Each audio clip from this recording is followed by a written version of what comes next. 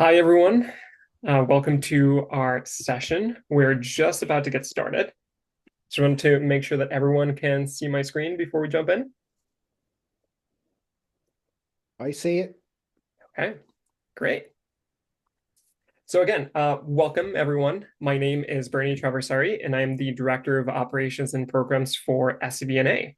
It is my pleasure to welcome you all to the fourth session of our SCBNA policy webinar series, where we will explore governance and policymaking processes for state wildlife agencies, including incorporating two-eyed seeing, traditional ecological knowledge, and ethics as a part of those processes.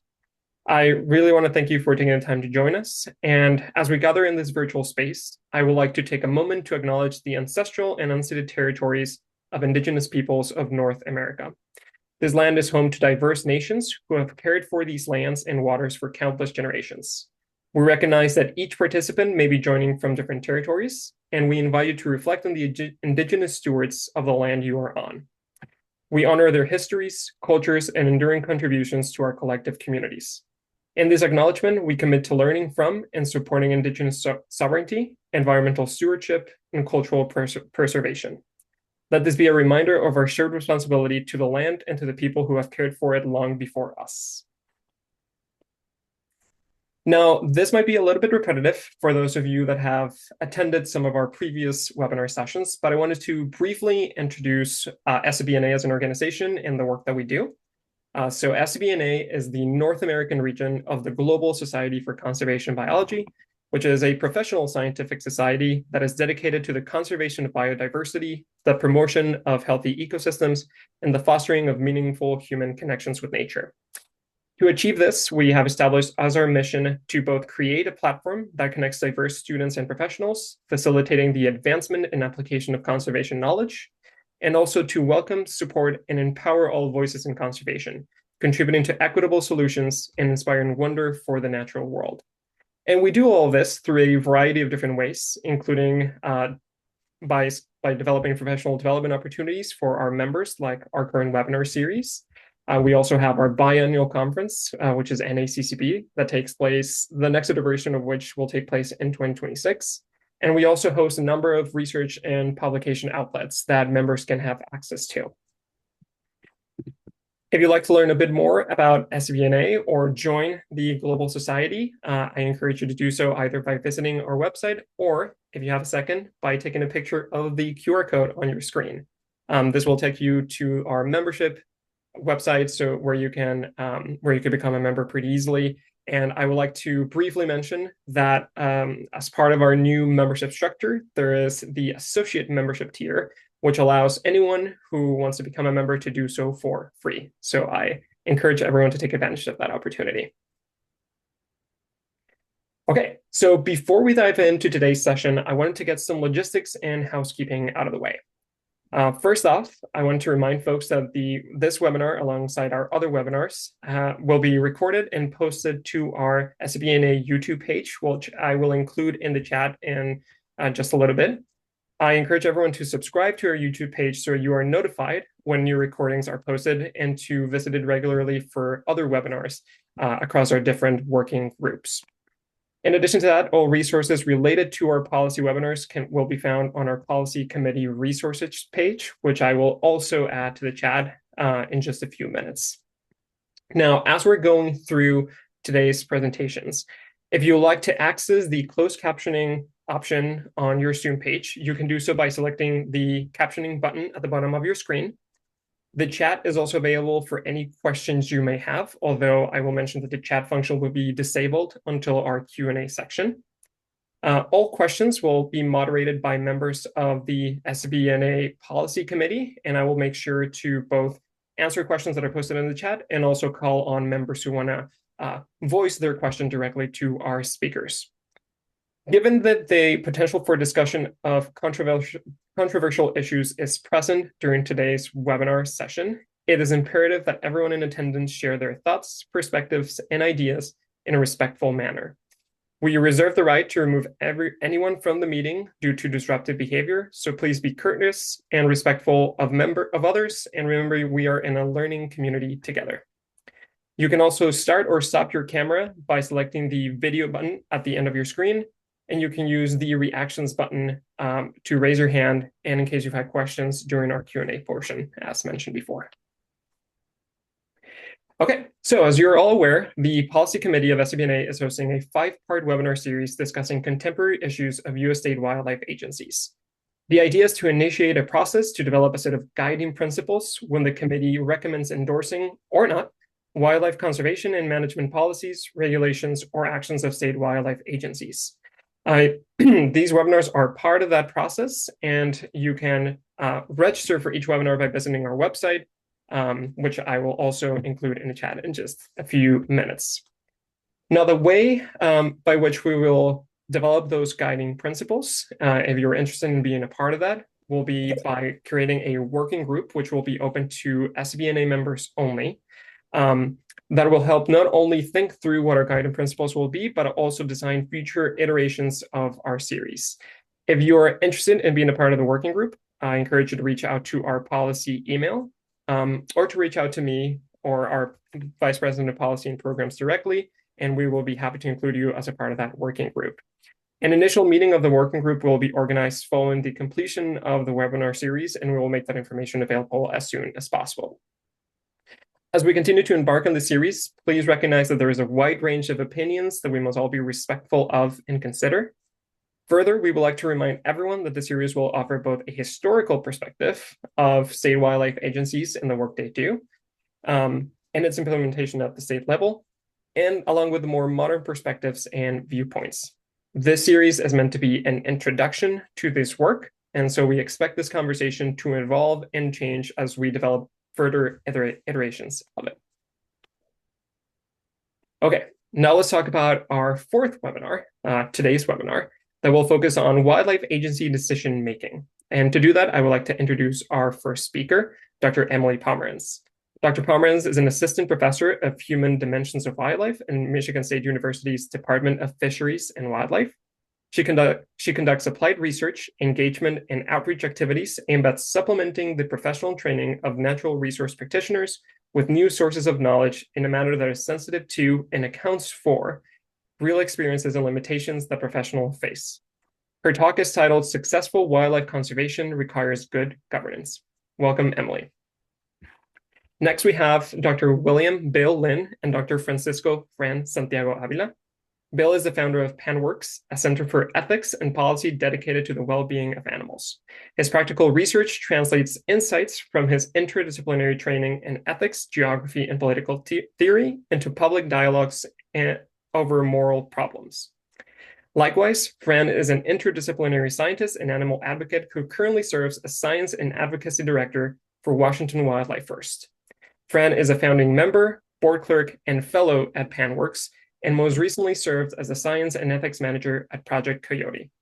Bill and Fran's talk is titled Wildlife Policymaking, Facts, Values, and Ethical Decisions. Welcome, Bill and Fran. Joining us as well is Dr. Adrian Trevis, professor at the University of Wisconsin-Madison. He and his lab have authored over 160 scientific articles and are best known for their gold standard experiments on non-lethal prevention of predation on domestic animals, estimates of illegal wolf killing and cryptic poaching, and their work on risk maps to predict human-carnival conflict sites. His talk is titled Predator Science, Preservation versus Conservation, and Public Trust Principles. Welcome, Adrian. And lastly, our final speaker is Dr. Julie Thorstensen, who is the Executive Director for the Native American Fish and Wildlife Society. Julie has worked in Indian country her entire career in various positions, including as a wildlife habitat biologist and health department CEO for her tribe. She currently lives on the Cheyenne River Sioux Reservation in South Dakota with her husband and 3 children. Her talk is titled Incorporating Two-Eyed Seeing and Traditional Ecological Knowledge. Welcome, Julie. I would also like to mention that as a moderator for today, I will be taking on that role, though we might have our VP of Policy and Programs join a little bit later to moderate as well. Okay, that is enough for me. I would like to welcome Emily as our first speaker. Thank you, Bernie.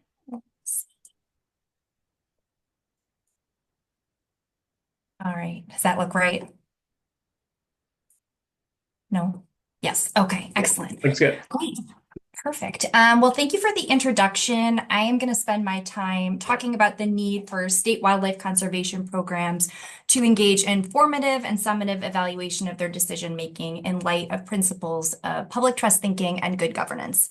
As past speakers in this series have touched on, wildlife management in the United States is transforming as agencies are seeking relevancy with broader constituencies. State agencies, they're tasked with conserving wildlife for all beneficiaries of the Wildlife Trust, but have tended to manage for a limited range of benefits, in part due to a narrow funding model heavily dependent on hunting, fishing, and trapping license buyers. But to best meet those needs, interests, and concerns of a broader suite of beneficiaries, agencies are going to need to reconsider how priorities are set. All right. And we've seen this transformational moment coming over the last couple decades. We've maybe reached an apex now with transformation calls coming from outside, across, within the institution, including within state agencies, as they're really seeking to chart a path that addresses the many barriers that inhibit transformation, from internal agency culture to limited funding to legislative barriers, path dependencies with key interest groups that have always had a pathway to decision makers. But despite these barriers, the call for responsiveness persists. And this is evidenced not just by efforts like the Association of Fish and Wildlife Agencies Relevancy Roadmap, but also in professional publications like the Wildlife Professional, conference themes, agency funding priorities, like the AFWA WMI funded America's Wildlife Values Study that Dr. Manfredo and Tara Teal spoke on a couple weeks ago, the National Wildlife Watchers Study, just among others. And each agency has their own culture, institutional constraints and enablers, interest groups, conservation priorities, but broadly, there is a momentum for change, motivated in part by recognition of changing wildlife values, changing trends in outdoor recreation, concerns about funding and the future stability of the profession, and a sincere desire to fulfill agencies' broad public trust responsibilities. All right. So what can or should be done? There is no one path forward, but in my short time here, I want to make the argument that this moment presents an opportunity for systematic program evaluation in accordance with principles of good governance and elevating them in importance. So as the heart of wildlife management and conservation is decision-making, universal attention to sound decisions and evaluating management outcomes and processes is critical. The more effectively an agency program pursues the wrong objectives, the further the end result will be from success, despite achieving those intended objectives. But this situation can be avoided if attention to evaluation starts when conservation goals and objectives are formulated. So to be considered successful, then wildlife conservation agencies should be achieving the right outcomes, which raises two fundamental questions. How can agencies target the right outcomes? And how will they know when they've achieved them? And achieving program objectives is critical for evaluating success, but the process for determining those objectives needs to be grounded in good governance, as well as principles of public trust thinking. Otherwise, those outcomes may be misplaced, misguided, or, worst of all, irrelevant to the people conservation is intended to serve. And so when I say governance, I'm talking about the work of state fish and wildlife agencies. That is governance. It is simply that process of decision making and the process by which decisions are implemented. Good governance provides that normative guidance for how these governance processes should proceed. And those specific principles vary a bit. Good governance is a bit of a catch-all term, and different organizations and scholars have identified a diversity of principles that do reflect good governance practices, but there are some themes. So good governance, its roots are in the work of the United Nations, which really highlights principles such as legitimacy, voice, direction, performance, or accountability. And I want to acknowledge three that as we think about what a responsive state fish and wildlife agency really seeking relevance for its constituents might strive for, I think these three are especially critical. So inclusiveness, that all interested parties have the opportunity to participate and importantly affect decision making. Fairness, that the governing body, those decision makers, respects those diverse viewpoints without bias and considers how benefits and costs of conservation programs are distributed. And then direction, which refers to that strategic vision and looking constructively towards the future. And so along with those principles of good governance, principles of public trust thinking should also be foundational to conservation program design and implementation. And I think past speakers have touched on the public trust doctrine, that legal framework with origins in Roman law, codified in the English Magna Carta, and passed to the states upon independence. This legal framework holds that certain natural resources are held in trust by government for the benefit of the public. And the doctrine itself is codified in case law and statute, and therefore does look different in different jurisdictions. But what underlies the public trust doctrine is this philosophy of public trust thinking, this orientation towards governance that emphasizes those concepts of trusteeship, framing responsibilities for conserving wildlife resources for the benefit of current and future generations without privileging certain individuals or groups. And colleagues Dara Hare and Baron Blasi have articulated some high-level principles associated with public trust thinking. I'm not going to read all of these here to you now, but when we think about the principles that might be most challenging for State Fish and Wildlife Agency decision-making, those are often the ones related to beneficiaries, related to the public, namely that they are all equal in the sense that resources are managed for everyone, including those who don't care or don't show up to or don't have access to decision-making procedures. And not privileging certain interests. This is extremely challenging when some of those interests are so well organized and have a direct line to agency decision makers. But when those interest groups who have no direct public accountability are unduly influencing decisions on behalf of the public's wildlife, that's inconsistent with these public trust principles. So truly fulfilling public trust responsibilities means finding a way to provide those socio-ecological benefits broadly. All right, so grounding in public trust principles and good governance, colleagues and I have argued that success for state wildlife conservation means assessing decision-making processes and outcomes in relation to 4 key questions, which I'm going to briefly touch on now. Conservation of what, under what authority, for what purposes, and for whom. So conservation of what? Public wildlife resources. Definition of what is legally wildlife is going to vary across jurisdictions. That scope is variable. But regardless of the legal obligations to fulfill those public trust and good governance expectations, agencies should be cognizant and attentive to that full range of living resources. And I'd say that attentiveness is really often reflected in the mission statements of agencies, but is more challenging to reflect in programmatic practice, with some taxa just underrepresented in management plans, even those plans for species of greatest conservation need.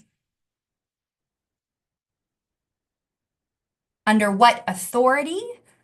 So the public trust doctrine, which we've touched already upon, but I just want to emphasize that whatever particular form the public trust mandate takes in a specific state jurisdiction, it provides that foundational guidance for governance, and agencies are expected to carry out their responsibilities by managing for the benefit of the public. And this means in spirit, if not in practice, and ideally in practice, all members of the public. For what purpose?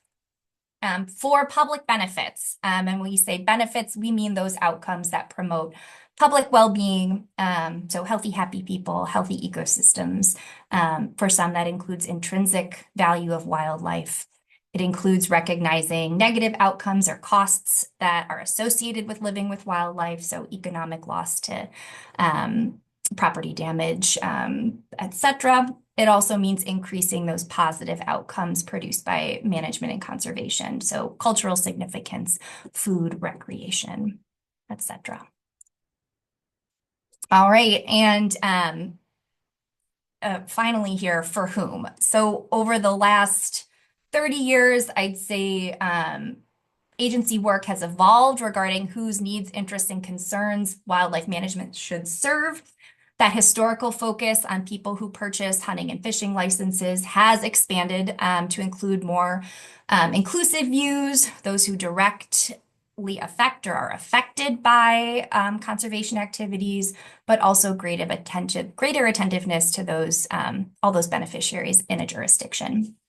And if we think about beneficiaries as being all members of the public, we can think of three broad categories of beneficiaries. Those that conservation has well served historically, underserved, and never intentionally served. But as we come to recognize the need to increase relevancy to more segments of society for philosophical, legal, or practical reasons, the answer to the question, for whom do we manage wildlife, is even more critical.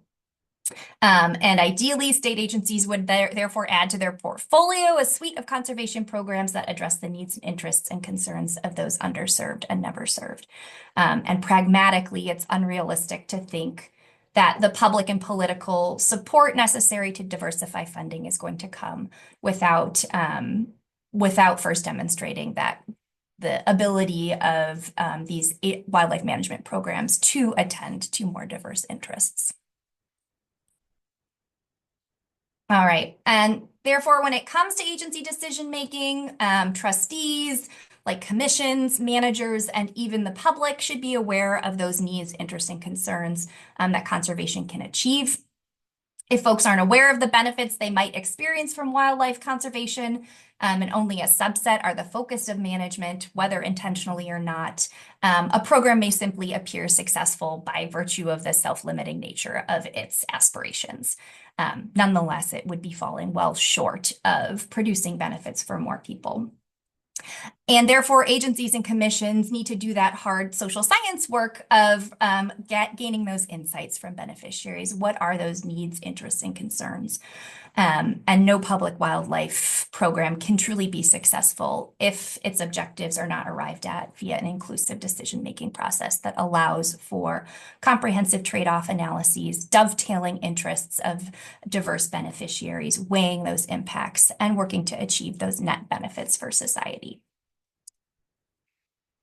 And we can lay out a set of integrated principles across good governance and public trust thinking that we can evaluate programs against, keeping in mind that, from my perspective, failure to achieve some of these principles doesn't mean a program is a failure, but presents an opportunity for learning and improvement, self-reflection and discussion of opportunities to enhance agency, program, and function. And so critical evaluation might proceed with the checklist in mind. I'm not going to read this. Oops, I didn't know it was animated. This whole checklist to you.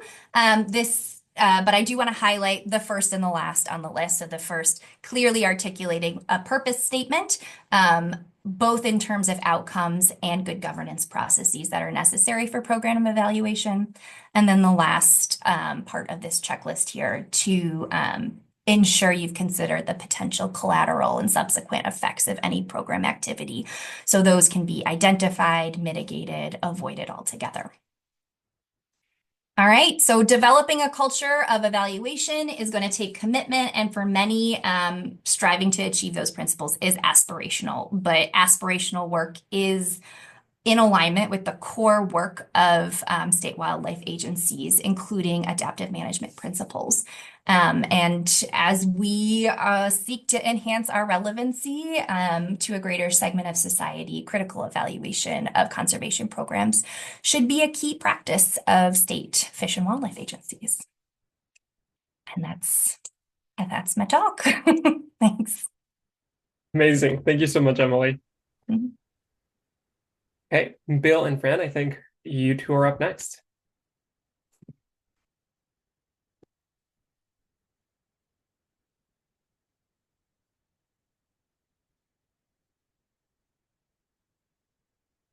We can see your screen.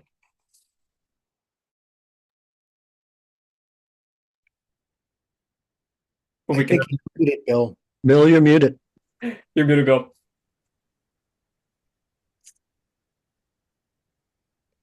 Bill, you're on mute. You're muted. We can't hear you. There we go. Sorry, we had a little snafu, technical snafu. So, anyways, I'm glad you can hear me now. That's all good. Emily, thanks so much. That was a really nice foundation for the conversation here. I think we do ourselves a disservice if we don't acknowledge right from the very get-go that we're talking about this subject in a very perilous time for the nation and for the world. And that only magnifies the importance of state wildlife agencies, their good governance, their achieving proper outcomes when it comes to human, animals, and nature together. I also think that this presentation that we're going to talk about really links up with Emily's themes of good governance and outcomes, although it may be driving in a different direction because it's also going to challenge the human supremacy that's at the very basis of the public trust doctrine and the anthropocentrism, the dominionism, the speciesism that forms so much of agency culture, of agency policies, of agency practices. So thinking about good governance and good outcomes in a very perilous time in these regards is really, really important for all of us to be doing. And I'm so glad that SCB is addressing this issue. Now, let me talk about a couple of myths of policy decision making. The first myth is what we call the technocratic model. And this is the idea that science and expertise directly leads to public policy. Agency folks like this because it wraps them in a facade of objectivity and rationality. Scientists like it because they often have grown up in a culture which has taught them to believe that this is true, but it's not. The second myth is what we like to call the advocate model. Now, this absorbs some of the sensibility of the technocratic model that science leads to policy, but it believes that politics, especially the iron triangle of the captured agency, gets in the way of good science translating into good public policy, and thus one has to contend with vested interests and the power that they have in those agencies through a political process. The reality is quite different. The reality is that the political process does produce the public policy, but what drives that political process is not science or facts or empirical evidence, even though those are important, and I don't want to diminish their importance. They're indispensable, but it's the values that drive the political process that uses facts that produces the public policy. Now, this is why we need both ethics and science involved in this decision-making process, because the science helps keeps our facts transparent and accountable. We can use science not just to understand causal interactions in the world, and that's incredibly important, but when people make fact claims about what's happening or what will happen, we can use science to keep that transparent and accountable. Same thing with values and ethics. The ethics is necessary to keep our values and our value claims transparent and accountable. Currently, we have organizations and practices that do that for the facts using science. We don't really have that when it comes to the values. We don't have an ethical infrastructure to help us do that. So what we need is to develop a system of triangulating both the ethics and the science to find the best public policy way forward. Now, that means we are faced with the need for an ethical turn in agency decision making.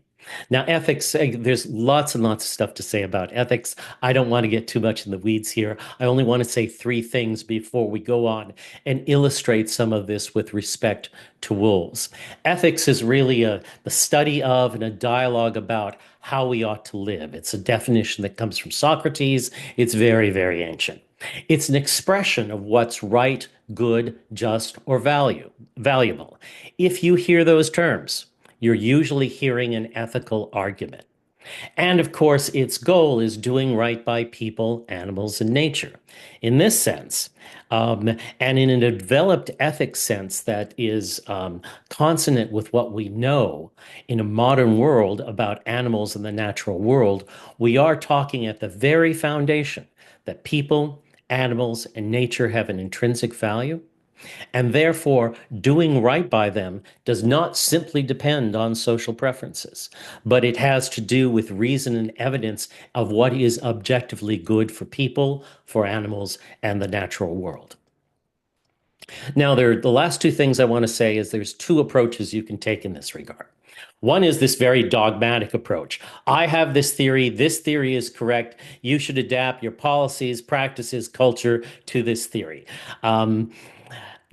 This is the kind of argument you often hear out of academic philosophers, and has something to do with the nature of academic philosophy and focusing on these monolithic theories and bickering over which one is correct. But there's another way to approach that. And this is a deliberative approach where the question is not who is right, but what they're right about, according to Anthony Weston. In the deliberative approach, you bring ethics into agency decision-making as a sort of a warm and welcoming response to people thinking about their values, people trying to think about other folks' values, people searching for how to articulate and find the best values by which to guide public policy. And with respect to that, we'll then turn over to a discussion of wolves, which illustrate a failure to incorporate ethics and let that ethics inform public policy. And Fran will be talking about this from this point forward. Thanks, Bill, and good afternoon, everyone. So jumping right into it, wolves, both as a species and as individuals, exemplify this profound failure of ethics and policy because they continue to be subjected to harmful policy despite growing scientific evidence and understanding of their capabilities and their contributions to our communities. And so those policies, which are generally rooted in outdated, human-centered worldviews, treat wolves as expendable and underscore the need for a more compassionate and just approach to wildlife policy. So I wanted to begin by asking who wolves are, which is something that you certainly don't see in any wolf policy or management documents. Wolves, have many ethically relevant traits as individuals, including consciousness, sentience, sociality, agency, and autonomy, just to name a few. And those traits make them deserving of respect and protection for who they are as individuals with intrinsically valuable lives and relationships. Now, in addition to those capabilities or traits, wolves also contribute to our mixed community of life, to use philosopher Mary Midgley's term, in a variety of ways. They are our neighbors and relatives to which we relate sometimes very intimately. They contribute to the resilience of our ecosystems and the well-being of their prey, which also benefits us. They are big economic contributors to some communities, and so on. They contribute to our culture and even to our scientific knowledge. And yet, despite all these traits and contributions, wolves are often dismissed or vilified by those who just fail to see their worth beyond human interest. Next slide. So what we get is that everywhere there are wolves, a very vocal but powerful minority ceaselessly advocates for reducing or removing wolf protections. And these are frequently the same groups that regard wolves as pests or threats and even inhumane or vicious murderers sometimes. But this is not just an ethical failure here. It's also a scientific one, because we have to consider that there's no, for example, robust evidence that killing wolves will decrease conflicts or increase tolerance or that wolves are actually are causing any ecological harm. And in fact, the scientific literature points in the opposite direction of lethal methods potentially exacerbating conflicts and predators being essential for healthy prey populations and ecosystems. So in many instances, wildlife agencies are also complicit in promoting an unscientific, biased understanding about wolves by not correcting these biased understanding and omitting much of that science, especially related to the well-being of wolves and how they are harmed by policies within the wolf policy and planning documents, despite a lot of the time advocates pointing them to this literature. And so, the same goes with legislators that are, generally complicit in their dismissal of the science for the sake of what certain vocal interest groups demand. And then that results in basically wolves being used as bargaining chips in political negotiations with little regard to the right to exist as beings with intrinsic value. So all of this dismissal is ethical, rooted in a worldview that devalues animals and sees them as mere resources to be exploited or controlled. But generally, decision makers disregard all this ethically relevant science, but also the ethics themselves of what should be our relationship to wolves. And I would argue that that makes them, to some extent, complicit in all the hate crimes, all the torturing, the so-called whacking and poisonings that we're seeing lately. So the problem here is far more ethical than it is scientific. Next slide.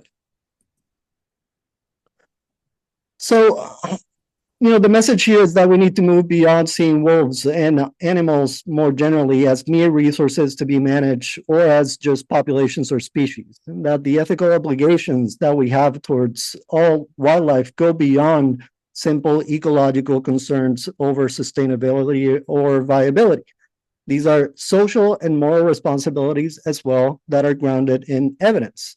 Evidence, for example, that animal minds are real and they are relevant, and scientific evidence also that increasingly the public is seeing them as part of our social and not just ecological communities. So we're seeing that to some extent the science supports this ethical shift. And that means that we need to care for wildlife. And that means recognizing others and feeling concerned for wildlife as individuals. But it also means respecting them. And respecting them means striving for their appropriate consideration and policy and foregrounding fairness and reciprocity. And of course, we can also extrapolate these issues to other species. We have the example of the southern resident orcas here in the Pacific Northwest, which we're just failing miserably to protect due to our insatiable desire for fish. The same issues arise when we insist on killing sea lions and seals for eating our fish, or even the orcas fish sometimes, as we classify them, or the fact that we're engaging in massive killing campaigns against other species for problems we have caused and for the sake of how we want nature to be. So all these policies are driven by a lack of ethical debate and an undue focus on human wants, and they not only fail to address the root problems of the issue and causes, but also exacerbate them. Next slide. So I wanted to illustrate the shift that we need with wolves, considering the Great Lakes Ojibwe in their relationship towards wolves. So the Great Lakes Ojibwe traditionally view wolves not just as human persons, but relatives, deserving of compassion and respect.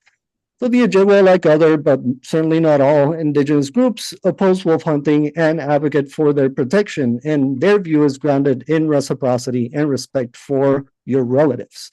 And those principles align very closely at the same time with modern ethical theories within conservation ethics, like compassionate conservation and multi-species justice.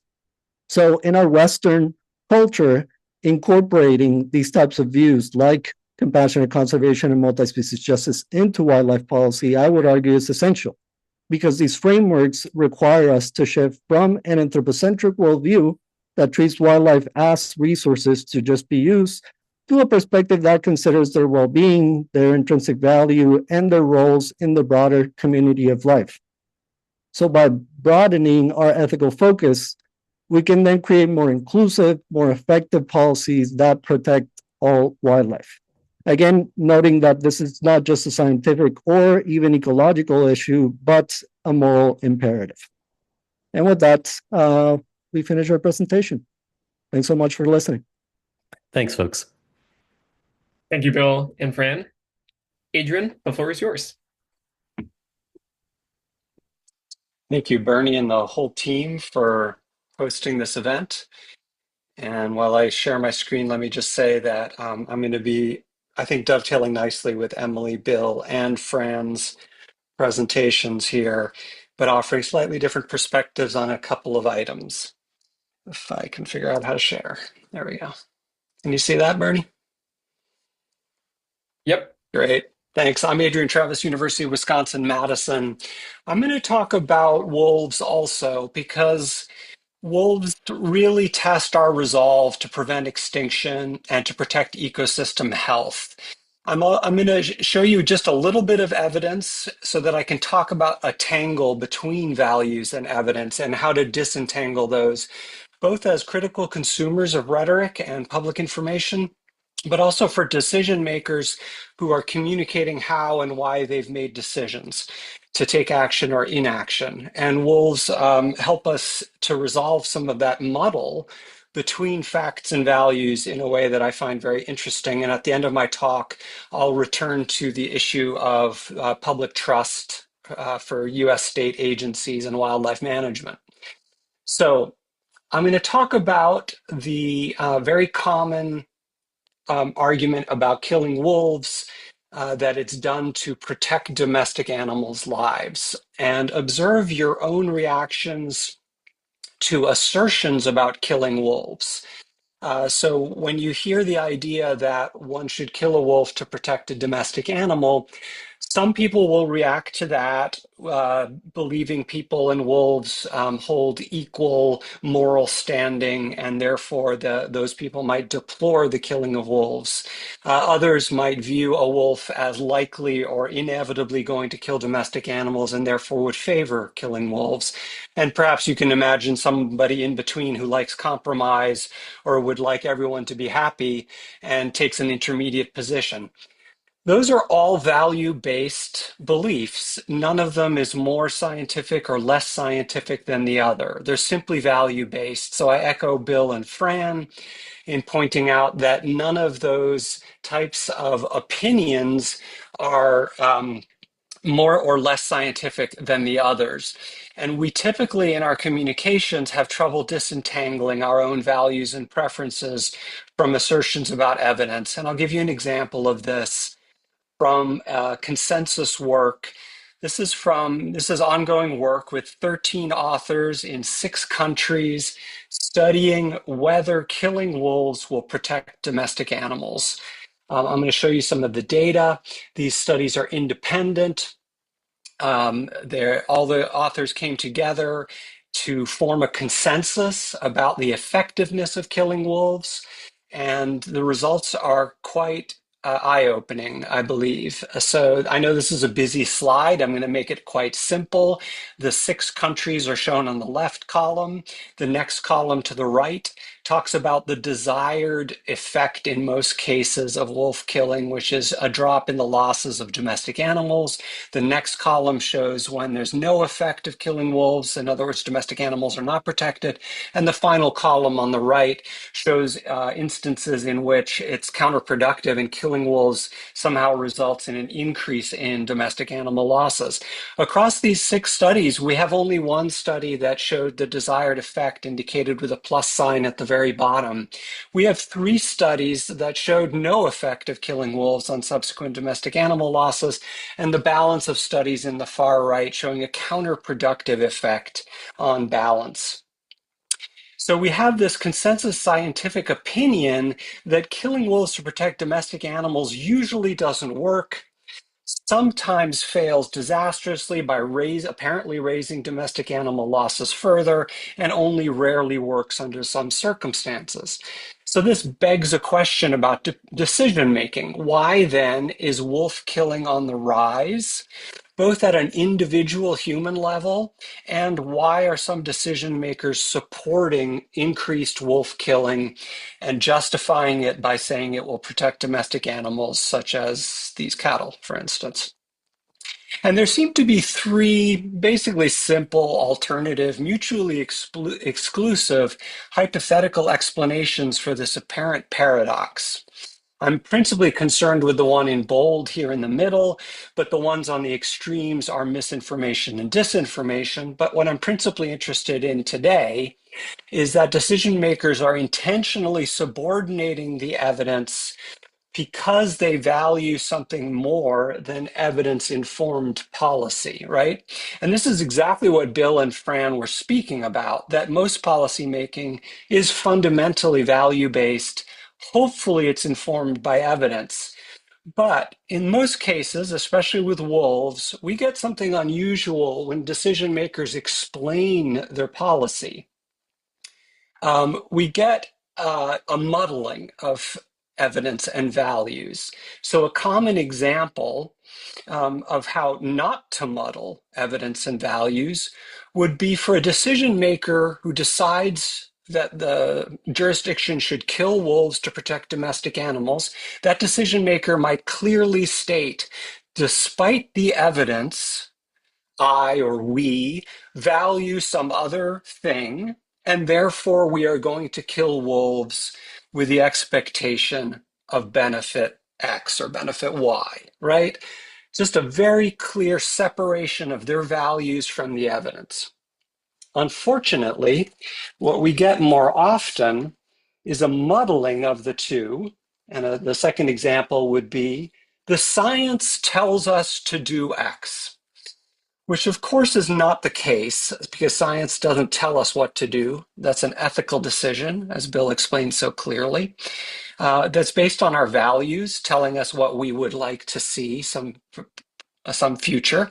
The science might tell us if that future is likely, given our actions. But the muddling of facts and evidence comes out in common phrases, such as science-based wildlife management, or scientific wildlife management. And Bill called this clothing themselves in a facade of science. That may be. I think that's an empirical question that needs to be studied about what policymakers think they're achieving when they claim science is telling us something. But I just want to be super clear that until we have transparency about decision makers' values that are leading their decisions, we're never going to be satisfied with wildlife policy making. Now, with that in mind, I want to switch gears a little bit and talk about how wolves and other wildlife issues have become politicized. And this goes way back. It goes to a time when the word preservation and the word conservation and the activities associated with both of those words were pitted in a battle of values. And here I'm going to thank Mike Manfredo in the last webinar in this series for this wonderfully concise slide about one of the early pioneers in this field, who was arguing for a certain kind of productivity and use of natural resources, including wildlife. And the phrase that came from him and his allies that's repeated to this day is that conservation represents wise use. And in the clash, the political clash between the proponents of conservation and the proponents of preservation, for the last 100 years, the proponents of conservation have won that battle of values and policy and rhetoric, such that preservation was caricatured and mischaracterized as museum piece preservation without use. That's a caricature because preservation actually means saving for the future. And I would also charge that the wise use movement may have stumbled into more use than wisdom, leading us to our current biodiversity crisis. So I think this is particularly relevant for the policy group in SCB-NA. And so thank you again for inviting us all, because conservation is clearly part of the name and can't be shed easily from the SCB, but we can easily define it in a way that lives up to current moral standards, ethical standards, and strategic decision-making about the biggest threats to biodiversity. And in that light, I'd like to recover the word preservation from its current somewhat neglected state. And with that, let me turn to the public trust and how it's influenced this. The public trust doctrine is a living doctrine.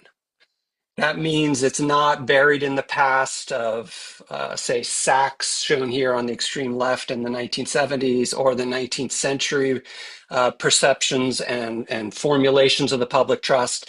It's alive and well, as we see with youth plaintiffs in the Juliana v. USA 2016 federal court case that's still being adjudicated. We see it in the Held v. Montana case, where youths won an initial victory in state court in Montana, where they're invoking public trust and constitutional protections for the atmosphere. These youths would encourage us not to consign the public trust to the dustbin of history, that it has a vital role today, because one statement of the public trust is that all of the environment is held in trust for future generations and for current users. In the broadest sense of the public, all current users and all future generations, including non-humans, and that the government is the trustee, and the trustee's duties are clearly prioritized. First, to preserve the trust, and that's based on Supreme Court precedent in invoking the public trust to prevent substantial impairment of any asset. So preservation clearly comes first, and public uses and their regulation and allocation comes second under that formulation. And a distant third is any private uses, even before private uses of wildlife, for instance, or wolves, would come an agency's duty to stamp out illegal uses. Those are all understood under a modern understanding of the wildlife public trust. And so I would encourage that the SCBNA leadership considers the definition of conservation that puts preservation first for future generations of the broadest public, and includes the interests of non-human animals in that kind of policy formulation. And wolves really cast a stark contrast. They expose the difficulty we have in living alongside predators, the testing our resolve to prevent extinction, protect biodiversity, and preserve ecosystem health. So when we look to the muddle of evidence and values, let's make SCB a shining example of clarifying and disentangling the two. Thank you very much, Bernie. Thank you so much, Adrian. Julie, I believe you're up next.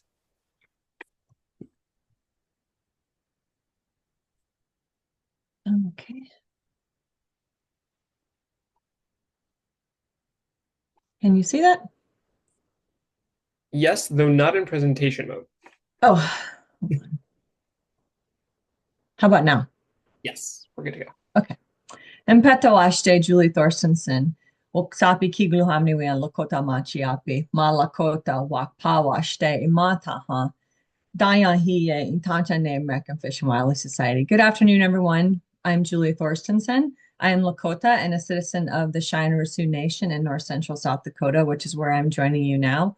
I am also the executive director for the Native American Fish and Wildlife Society. Thank you for this opportunity to talk about tribal wildlife agencies and decision-making and the role that tribes play in conservation and preservation of our resources. I like to start out just giving a little bit of background about tribes. There are 574 federally recognized tribes in the United States. This includes 109 in California and 229 in Alaska. Tribes are sovereign nations, meaning that they have the inherent authority of indigenous tribes to govern themselves within the United States. And we've seen this through the various treaties of 367 with the United States, and tribes have a relationship, a government to government relationship with the federal government. Tribes own or influence the management of nearly 140 million acres. This includes about 56.2 million acres in the lower 48 that tribes have held in trust for them. are that they own by the held in trust by the federal government or that they outright own. I also like to talk about some of the laws that govern things and how tribes are funded. Tribes are excluded from the excise taxes that Pittman and Robertson and Dingell Johnson funds, and you'll often see that tribes have been left out of a lot of legislation, a lot of funding, and if they are included, they're included at a lesser amount. There's also the Public Law 93-638 funding, which is at the same level it's been for many, many years, decades, in fact. I'll talk a little bit more about that in the next slide. And then there are tribal wildlife grants, and just looking at how this is a prime example of how tribes are not included in the same way that states are. Tribes are able to access up to $200,000 maximum. It's a competitive grant program. There's usually $4 to $5 million allocated per year for 574 federally recognized tribes to compete for, whereas states receive formula-based grants, and they also have a competitive grant process that is up to $1 million that states and territories can compete for. Some tribes fund their programs with hunting and fishing license revenue, but that varies on a lot of things. It varies on the land base, tribal hunting and fishing codes, how tribes feel about the hunting and fishing, and sometimes it's just for internal use and not for any non-tribal citizens. There's other funding too, such as grant lease, or except as casino funds and land leases. And then their tribes have a large pot of grants that they rely on to build their fish and wildlife funds. So looking a little closer at the Indian Self-Determination and Education Assistance Act, our Public Law 93-638, this authorized tribes to contract the operation of federal programs that were traditionally ran by the Bureau of Indian Affairs or the Indian Health Service under DOI and the Department of Health and Human Services. This act was made law in 1975, and it's widely used to contract programs such as the health programs, the hunting and fishing programs, the law programs, education, all kinds of different things that the federal government is supposed to provide to the tribes through treaties and executive orders. In 1994, Congress further authorized tribes to contract with federal land managing agencies such as the Fish and Wildlife Service, the National Parks, and the Bureau of Reclamation. That has seen, it's kind of slow to get started, but we did see quite a bit of increase in that over the last 4 to 5 years. I think it's also really important to understand the individuality and the diversity amongst tribes. Tribes are often kind of lumped into this one, like, what do tribes think, or what is Indigenous perspective? And keeping in mind that, like I said, there are 574 federally recognized tribes, and they vary on their land base. Some tribes have very limited land base to no land base, and then we have other tribes such as the Navajo Nation that encompasses almost 18 million acres in 4 states. Also land status. Some tribes have lands that are held in federal trusts. Some tribes have deeded land, and it's a lot of because of different laws and the Homestead Act and Dawes Act, we see a lot of checkerboard. So even though tribes may have a large land base, but it's checkerboarded with the status. And then just for fish and wildlife, the longevity of programs. Some have programs that have been in existence since the Indian Reorganization Act in 1935, which established a lot of the constitutions that tribes govern under. And some are just, as we see new tribes gain federal recognition, some are just starting to develop their programs. The complexity of programs is also very different. We have tribes anywhere from having, their program may just be a half-time conservation law enforcement officer that's responsible for implementing the hunting and fishing codes for tribes. Whereas again, we have tribes that have very complex programs with research arms and fish and fisheries and wildlife divisions, and so it's very different. And also staffing is similar. Like I said, sometimes we have a half-time employee, and sometimes we have departments of 50 to 100 people, and different authorities and jurisdictions. Mentioning the 367 treaties, they all have a little bit different parameters that tribes go under, and tribes as sovereign nations are also eligible or able to set their own laws, and so that impacts the differences. I'm talking a little bit about indigenous knowledge or traditional ecological knowledge. You see these terms kind of interchangeable.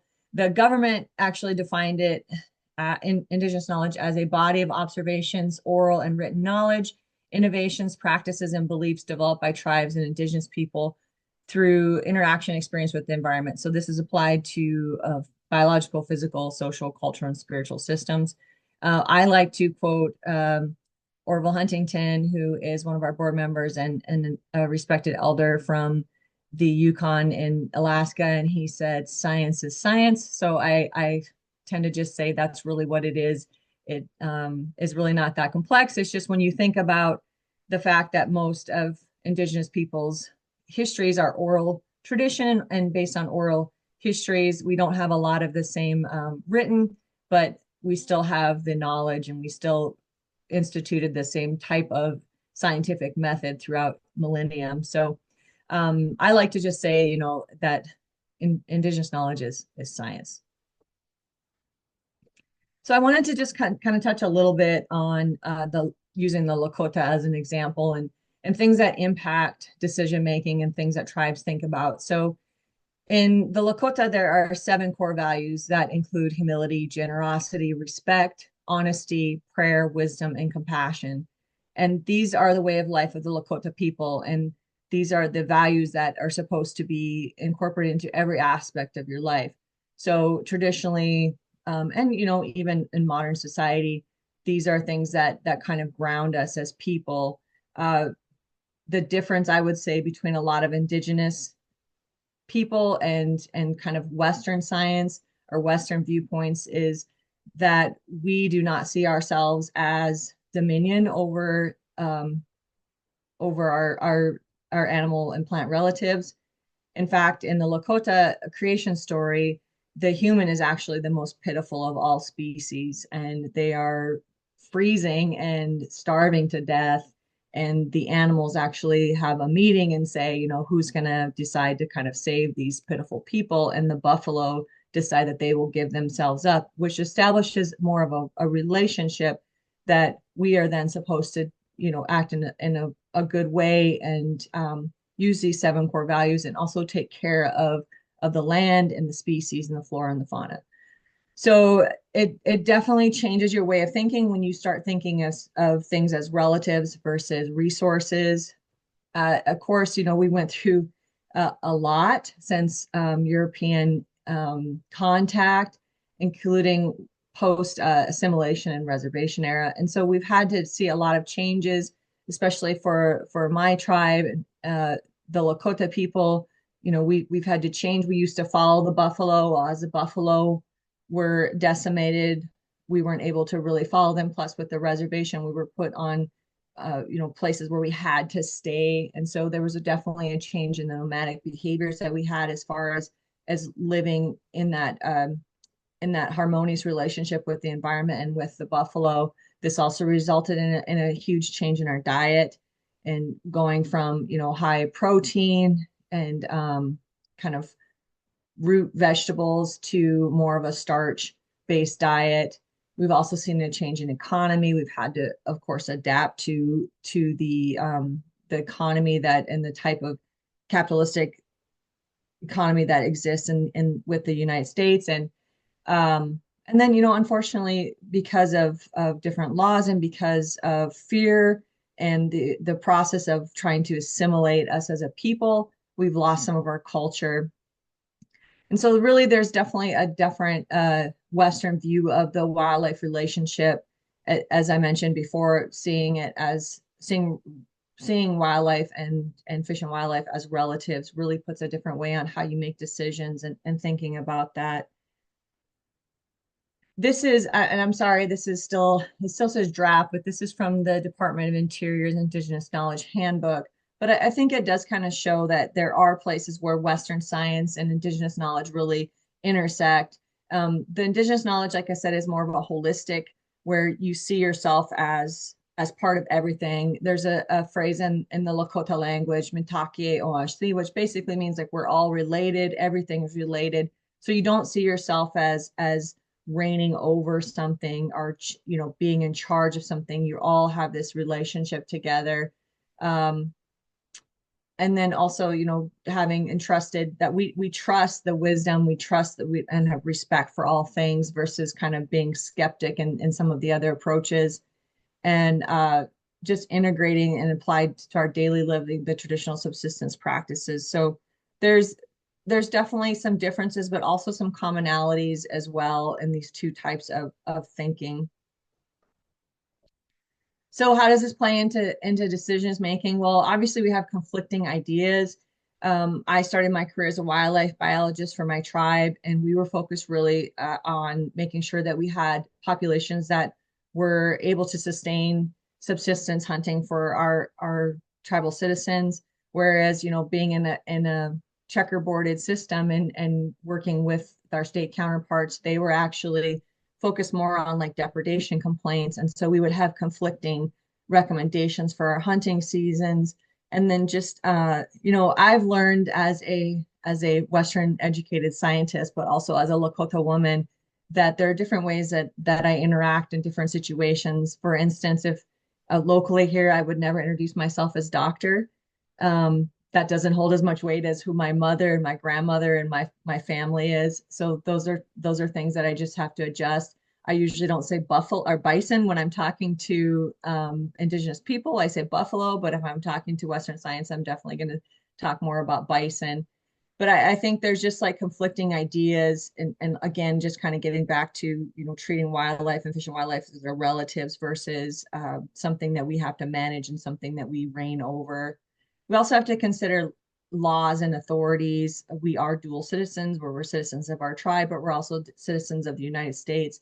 So we have to, you know, we have to take all those into account, and especially when you're thinking about like national policy, you definitely have to think about how different policies interact different tribes and different people, and how to keep it where it doesn't set a precedence that's really going to be harmful in the end. And you know, I get asked a lot like about incorporating Indigenous knowledge into fish and wildlife, like how do tribes incorporate it? And I will tell you that it's not something that I think Indigenous people consciously do. I think it's just there.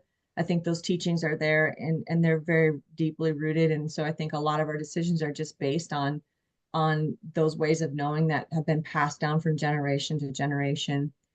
A lot of like our previous presentations talking about the future of sustainability, we are taught to plan for 7 generations, and that means, you know, my grandchildren's grandchildren's grandchildren. Like we are taught to think and make decisions that will impact them and that will impact them in a positive way. So I think that's kind of a common theme too, is really thinking about how we're going to make sure things are still there. We want to make sure that the species are still there and that everything that is here still has a place.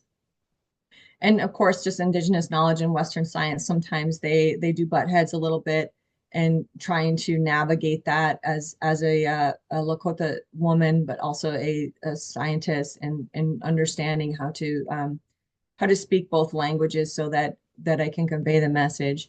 And of course, you know, you were talking about talking about economic impacts. Unfortunately, a lot of times, some of the things that tribes have been forced to learn and be assimilated to, for instance, in my community, agriculture is the prime economy for us. And so even though sometimes those are actually at odds with culture and with other things, but this is a world we live in, and people still have to feed their families and make money just to survive. So really it's a balancing act. We try to respect our past, really incorporate our culture, and keep mindful of keeping that alive and being respectful to our ancestors, but also making sure that we are planning for the future and making sure that that we remember our seventh generations in our decision making, and all in the confines of a governmental system that is not ours and that is something that's forced upon us. So with that, I'll get in trouble if I don't pop these up here from my comms team. So please follow us on our various website and social media platforms. And thank you again. Wopila Tonka. Thank you so much, Julie, for that great presentation. And thank you once again to all of our other speakers for their presentations as well. So now we are at the Q&A portion of our session. at this time, I have enabled the chat function of the meeting so that anyone can send in a question for any of our speakers. And then if you also want to just voice your own question, then please just raise your hand using the React button, and I will be sure to call upon you. And I know that we had a few more presentations today than we usually do. So we'll go for about 30 minutes to ensure a good dynamic conversation, and then we'll bring the session to an end. Harry, that was fast. Well, I've been thinking about this for a while, and thank you all for your great presentations. I wonder if part of the problem is how we define terms for those who get to make the decisions. For example, yesterday I attended the Fish and Wildlife Subcommittee being held at Congress, and they're talking about the MMPA and the EPA. And since these are the folks that fund wildlife agencies across the country, it was startling to hear them talk about, well, what about the North American or the North Atlantic right whales? We have 300 of them. Isn't that enough? Others said, well, we've got a lot of wolves in my state. Why do we have to, why can't we delist them? They talked a lot about the lower Snake River dams, and well, salmon are coming back. Why can't, why do we need to bother save them? I mean, we do have salmon in the world. So it seems like the people who get to make the determination truly don't understand what biodiversity means. Like one salmon is the same as another salmon. So do you all feel that we've done a good enough job of educating the decision makers as to what exactly they should know in order to make the proper decision that helps us all sustain life?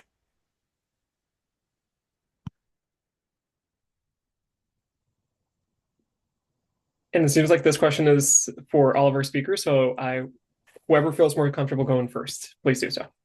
I'll go first. I'll be really blunt. I think we failed in that regard, but I think we failed in a much larger regard. Let's go back to the perilous time that we're facing right now. The far right has come from the political wilderness into the seats of power, both here in the United States and in places in Europe, by self-consciously developing an ecosystem of organizations, including think tanks, media organizations, legal organizations, advocacy organizations, political organizations, that have framed public debate in a particular matter. We have utterly failed to do the same thing. We haven't built those organizations, and we haven't framed our understanding in such a manner that people gravitate to it natively. That's how they think about it. Instead, they think about animals and nature in resources terms, as you articulated in that regard. And the key, once you've built that ecosystem, is aligning yourselves around values to ethically frame the debate. That is how the new right has brought itself into power. There's no secret to this. It's well documented. People have written about it. But until we start to do that, we will continue to engage in rearguard actions on the level of science, on the level of advocacy, on the level of politics, and we won't be making forward momentum. Yeah, I'll just add to that real quick. I think the focus on biodiversity has been part of the problem and the rhetoric around biodiversity, because what we hear sometimes in these meetings that Terry just described is, well, we have the species, and so numbers don't matter that much because biodiversity is all about how many species do we have.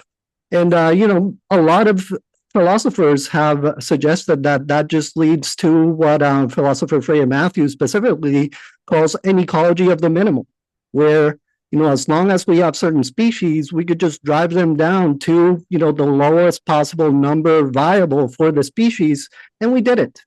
Mission accomplished for us, because we have the species and biodiversity has been reduced to species counts, when a lot of us here know that that's not what it is, and a lot of us here know that our obligations to the natural world go beyond simply counting how many species we have. So I think the rhetoric needs to change as well, and that doesn't happen without a deliberative, ethical, framework that allows us to have those discussions about values. Any of our other speakers want to add a little bit to that?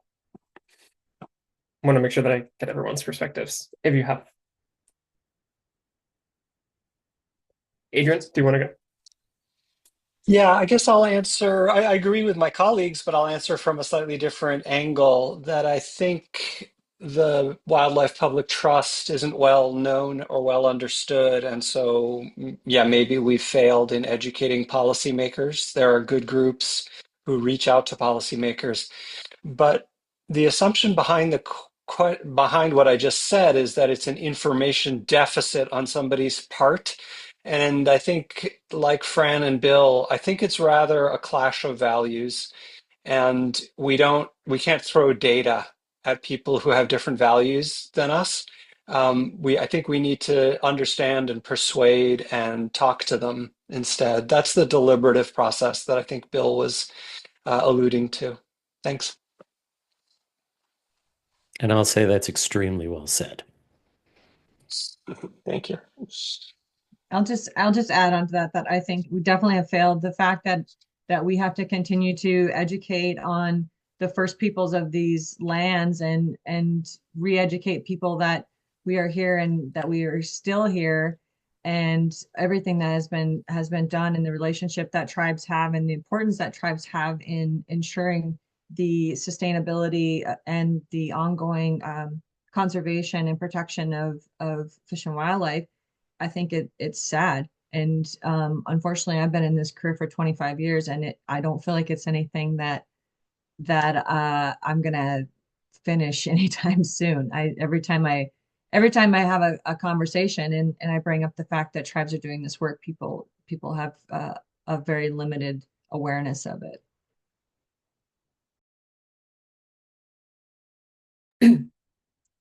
Thank you all so much. Virginia, I see you have your hand up. Thank you. Oh my gosh, I haven't raised my hand in Zoom in so long. Hi, I'm Virginia.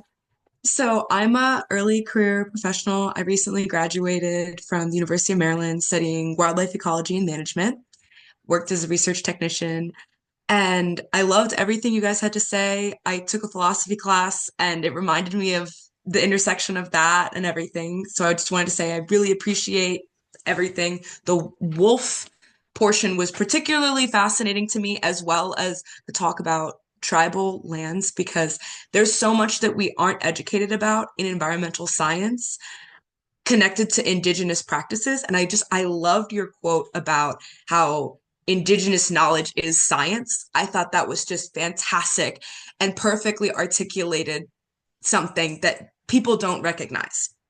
So I guess my question is, it kind of gets into what Adrian was talking about at the tail end of Terry's question. How do you guys recommend navigating conversations with people that are so uneducated, but not just uneducated, because we're talking about how we have a lack of values, like the Lakota values that Julie shared with us were something that I think every American would really benefit from ingesting. But I guess my question is, how do you guys, like I said, how do you recommend we impart knowledge on people that are so willing to accept what science and the native people to this land know for facts? Because I'm a big believer in we can't just keep dividing ourselves. We need to find a way to bring the people together. So what's a good way, I guess, to like slide facts in there gently to not get a rise out of people who are very triggered at phrases that indicate environmentally forward policy? Because I just have had so many conversations with people where I try to present facts and they immediately get really flustered, feeling like I'm taking away some portion of their rights. And I don't know, just any recommendations on ways to navigate those tough conversations with constituents or even just people would be great, because I want the world to move forward, but it's just tough. So any insight would be awesome. Adrian, I'll start, or go ahead, Adrian. You go first, and then I'll jump in. Oh, thanks, Bill. I'll be brief. I put a citation to a recent article in Undark by Yoreda, in my talk, so that should appear in the recording, and that might give you some answers about how science has become politicized. So discussing facts and evidence with somebody who holds different values may end up being very frustrating for both sides. But there is an encouraging note in that article by Lloreda that data from around the world suggests that at an individual level, conservatives and liberals actually don't disagree that much about the value of science. It's more that our political leaders have polarized the discussion of science. So I guess I'm looking on the optimistic side. Thanks, Bill. Go ahead. So thanks, Adrian. I'm going to quote what Adrian said. You can't throw data at people when the conflict is over values. You really have to talk to them about those values. And to do that, you have to engage in a very personal, deliberative, long-term conversation where you're trying to fuse horizons of understanding. You're trying to understand them. You're helping them understand yourself. And once that is built, then you can start to exchange discussions about evidence and the data that supports or detracts from an evidence. There's lots and lots of work out there on this. One person to look to here is Anthony Weston, who's done a lot of work on these kinds of conversations that are value laden and need to be discussed. I just came back from the National Wolf Conversation, where we went through a social process to help us do that with a whole variety of people, tribal representatives, U.S. Fish and Wildlife Service, hunters, fishers, trappers, and livestock producers. And we self-consciously took this very deliberative approach that wasn't focused on arguing facts, but exploring the values as a basis to try and find out where we could agree, what we did agree on, and where we had to talk more. And I think that's a good place to start. Thank you so much. I really appreciate that perspective. And it's hard to, like you guys were talking about with the current administration, and I'm a young person in this field and I want this to be my career. But even me, a person who, I got a bachelor's degree and it's difficult to find jobs. I've had multiple jobs that have been canceled because of what the current administration is doing. The position doesn't exist anymore. And so it gets so difficult to have these conversations with people that are so directly opposing our values. And I loved what Adrian said about we're not that far off. And I try to remind myself of that fact, but it can be so hard when you're talking to someone that just like feels like they're putting their head in the sand and you want to pull them out of it. So thank you. I really appreciate all of your guys' input and everything that you're doing. So thank you. Emily, I also wanted to call on you because you have your hand raised. And I think, what the example Bill provided is just the perspective I was going to bring was, I think we do see a continuing emphasis in agencies to develop participatory processes and build capacities. A lot of fish and wildlife professionals are not trained in like public engagement towards decision making and deliberative processes like the one Bill just described, where you do bring diverse interests together and you're able to, in some ways, move off values and more towards those interests, so you can meet multiple interests while taking some of the heat and the values and that deep values conflict out of it. Are ways that agencies can make decisions that are sort of responsive to those, at least on the surface, seemingly conflicting values. But a lot of decisions can meet multiple interests if you can get people in a process that's really well facilitated to drive towards those interests. Yeah. Thank you, Emily. I wanted to move back to a question in the chat, and this follows a similar thread from our other sessions. Essentially, how do we take what we're talking about during a session and use it to help conversations with our state wildlife commissioners or state wildlife agencies? So the question in the chat that I wanted to ask is, how do we elicit transparency of values and decision-making among our state wildlife commissioners and agency personnel? So kind of following through with the same theme.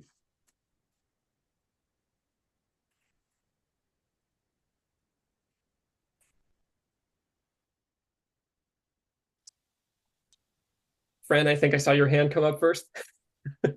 Yeah, thanks. I clicked on it twice. I think we need to create, deliberate policy spaces for these kinds of dialogues that really don't exist at the moment. And, either at the state or federal level, or a lot of times within our communities, we don't have, explicit spaces where folks can, deliberate on the values and facts and the intersection of them and wildlife policy. And so I think, it goes without saying that we need those to have these conversations and agree on what is common ground and how to move forward here, and how to triangulate on what the relevant facts are for these kinds of each specific issue, and how our values affect the type of policies that we consider. So that would be step one. Step two, I think, or along with step one, would be to learn to have these conversations. And that's something that, a lot of us don't know how to do. And in fact, there's a lack of capacity for this type of intervention within wildlife agencies as well as in the broad public. And our current social situation is a great testament to that inability to have these conversations without blowing up or, vilifying the other side. And that's a huge concern there as well. And so if we can get some sort of, creating capacity, not just within agencies, but within the public to have these conversations, I think that's essential, and that's something that I think wildlife agencies and other decision makers like legislators should really, take note on and try to encourage and work on as much as possible. Thank you, Fran. I think, Adrian, you went up first and then Emily. Yeah, I'll be brief, Emily. I think I've been quite poor at what this questioner is asking us to do. I think partly with our elected officials, unless you have an inside track to having a conversation with them, we're stuck in a form of participatory governance where we stand up and make a statement in a public hearing and there's no response to it.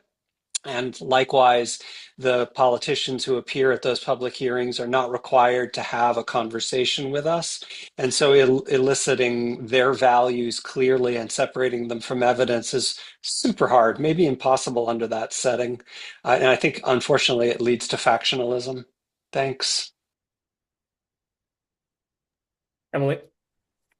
I think maybe pragmatically and maybe too optimistically, removing the commission question from the conversation. But I think we are seeing like decision science being a more intentional part of, at least for some decisions, agency decision making. And you need to have, again, trained facilitators to be able to do that. But what's great about those decision theoretic models that you do see state and federal agencies using is they do make the values component explicit. Like, how are you weighing that social and biological science to inform an objective? How are you going to measure it? And like, I think that's the beauty of like a structured decision-making process. So I think that we can advocate for those decision theoretic frameworks to be used at a programmatic level on decision-making. Like, we can see more explicit articulation of where that values piece is coming into play, because, to the other speaker's point, every policy decision is grounded in some professional judgment that's grounded in values, and processes like structured decision making allow for those to be explicit. And my thought in that can be summed up in one word: power. I think you need to look at Gene Sharp. You need to look at the three forms of power. One is participatory and deliberative, where you're working with people and organizing your power to do stuff. Another is about accommodation, where you have real disagreement. And sometimes you have to force an accommodation. And sometimes you have to engage in coercion. None of this needs to be violent, but they're the three forms of power that are used in politics in order to get things done. And in our system, which tends to disempower public participation through the ways that Adrian just articulated, or the absence of the kind of skills and knowledge and practices that Emily articulated, exercising power is important. And that goes back to what I said before, is developing those ecosystems of organization that can leverage political power to make those changes. Thank you all. Sophie, as you've had your hand raised for a while.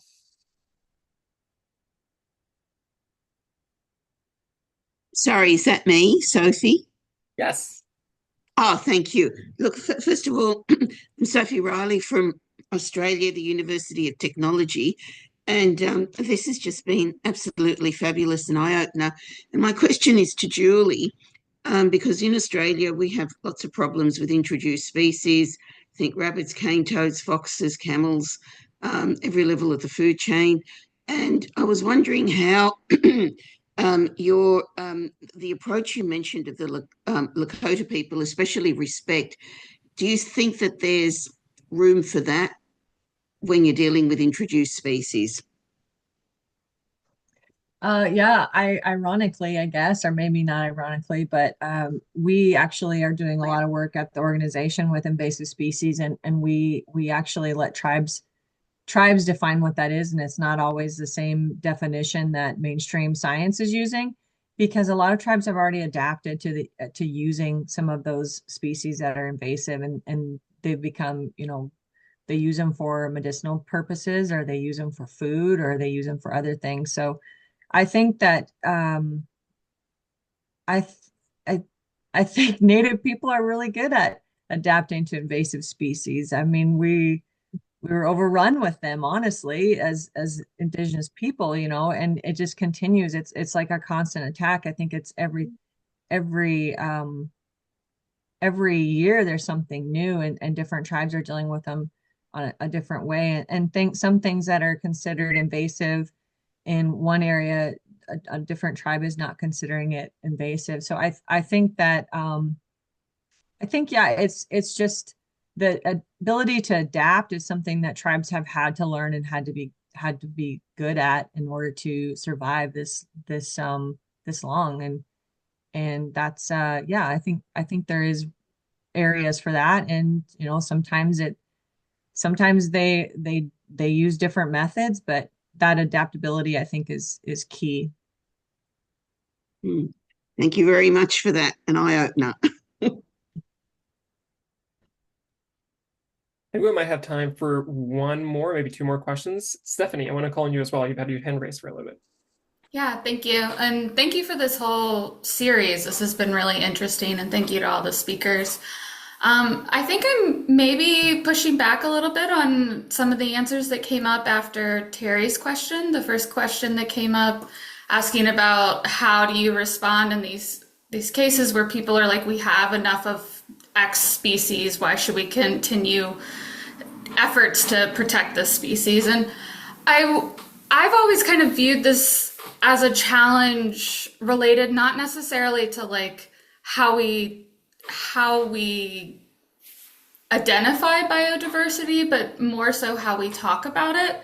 I feel like it's kind of a means to the end. Like it's necessary for us to describe biodiversity in a simplistic way for policymakers to make decisions and, identify targets, identify what exactly we're going for. My understanding has always been we pick endangered species because that's a shorthand for the system that they represent. And that's kind of that's a necessary evil in a way. And so as I think about wildlife policy, recognizing that policy informs practice, and practice can be really complicated, especially when you're quantifying something as complex as an entire ecosystem. I guess I just wonder, like, coming from a policy perspective, how do you justify sometimes having to focus on species? Because that's really the way that's a measurable way to count quality of an ecosystem. Hopefully there was a question in there. Sorry, I can't find my hand thing, but I'm just going to jump in and say I think that maybe is a difference between the way that Indigenous perspectives versus Western sciences. We don't decide what's more important. Like everything has a place in the ecosystem. Everything belongs. That's why we say Mitake OSC, we're all related. So I think when we go in and we have meetings, we're not talking about this being more important than this, because everything involves, and maybe that helps to get rid of some of the polarization when you start really digging in, like this is where I'm gonna I'm gonna die on this hill for this species or this species, when you're just saying like, look, everything deserves to be here, everything has a place in the ecosystem, and not quantifying and not putting that kind of those Western parameters on things is maybe a different way to look at things.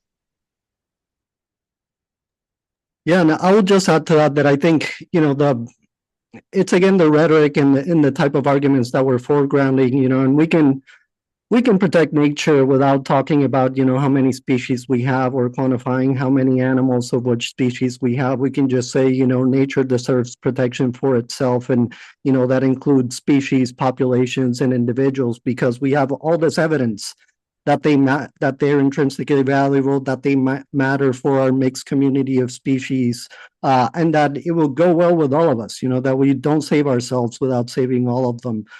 So I think, again, the constant focus on biodiversity, despite having been, to some extent successful in the past, is certainly sort of, hindering us in our attempts to go beyond that, to protect species for its own sake, and not focus so much on these metrics, but on right relationships with other types of life here in our planet. I'll leave it at that.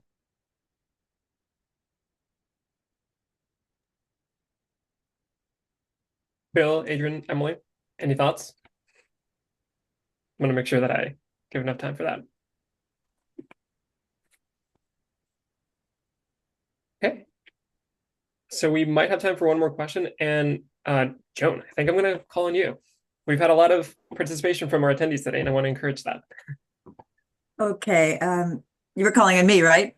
Yes. Okay. Yeah, I mean, just kind of bouncing off of what Francisco said, and I actually posted my question before that. It seems to me that we're talking about, we're talking about one species, wolves. We're talking about numbers of species, different kinds of species. And it seems to me that the really important thing is the relationships, because unless we really focus on that, and, and I think this is what some of us have talked about, we don't understand the interdependency that humans have, and so it becomes very easy to say, well, let's kill the wolves, or let's kill the cats, let's kill whatever it is, let's eliminate them. And I'm wondering, are we guilty of not focusing on the relationships and the both the benefits and the harms, and focusing less on individual species and numbers of those species? That's my question.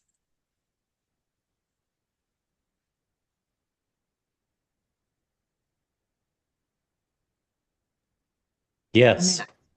Yeah, I was gonna say I put my answer in the chat too, like maybe, but I mean I think then it's complex. It's not that easy, because then you have laws and different things that come up that you have to comply with. So in a perfect world, yeah, that, like Bill said, yes is the answer. But unfortunately, how practical that is maybe a different issue. Yeah, if I could pick up on what Julie's saying, is that I think it's all important. I mean, this is one of the glories of the metaphor and the practice of ecology, which has both a scientific side to it and an ethics side, and always has, because it's looking at the individuals and the populations and the species. It's looking at the interactions. It's looking at the relationships. And that is complex, but that reflects the complexity of our world. The complexity of what, I don't want to toss out the term or concern for biodiversity. I want to situate biodiversity in a larger ambit of the well-being of the community of life, and that community of life that cares about biomes and populations and species and social groups and ecological communities and the individual animals themselves.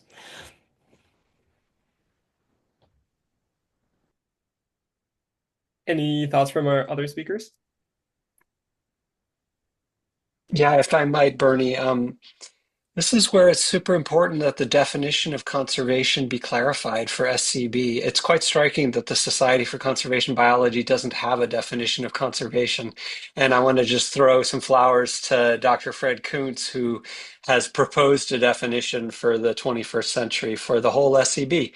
I would just encourage the policy group to vote on that one and tweak it if they see the need. Because if we don't define conservation and talk about individuals and talk about relationships and genetics, we're going to be missing part of the picture. Thanks. I'm done. Thank you so much, Adrian. And to everyone else, just to briefly mention, this is something we are talking about as a society. And it will certainly be part of the deliberations of our working group. And if anyone is interested in joining, that'll be part of the conversation. So I think this is a great place to end the session. Again, thank you to all of our speakers today for your presentations, for taking the time to be here. Thank you to everyone for sticking around for a little bit longer than usual. Before we depart, I just want to remind folks that our last webinar of the series will take place on March 26th. We'll be talking about success stories in state wildlife conservation. So be sure to join that. And then immediately afterwards, we'll convene the first iteration of our working group. So again, thank you all so much, and I hope to see you all soon. Thank you. Thank you.